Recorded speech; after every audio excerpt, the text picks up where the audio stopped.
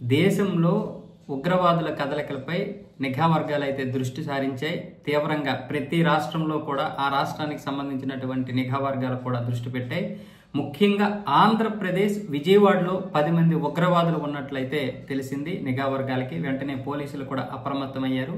అక్కడ స్థానికంగా ఉన్నటువంటి ఆర్మీకి కూడా ఇన్ఫర్మేషన్ ఇచ్చారు. మొత్తం విజయవాడలో 4, అలాగే శివార ప్రాంతంలో 6గురిని అయితే గుర్తించారు. 10 మందిని కూడా అదుపులోకి తీసుకున్నారు. వీళ్ళకి ఇస్లామిక్ మూవ్మెంట్ ఆఫ్ ఇండియాతో సంబంధాలు ఉన్నట్లయితే గుర్తించారు.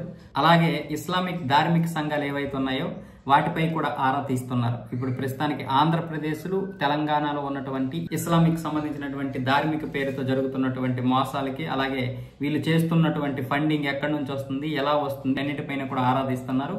ఈ 10 మందిని అదుపులోకి తీసుకున్నారు. ఈ 10 మందినా ఇంకెవరైనా ఉన్నారా ఏంటి అనేది ఆరా తీస్తున్నారు. చూడండి, మన పక్కనే ఉన్నారు ఉగ్రవాదులు, మన పక్కనే తిరుగుతున్నారు. మనం ఎంత అప్రమత్తంగా ఉండాలో మీరే ఆలోచించండి. చాలా తీవ్రమైనటువంటి పరిస్థితుల్లో ఉన్నాం. చాలా ప్రమాదకరమైనటువంటి పరిస్థితుల్లో ఉన్నాం మనం.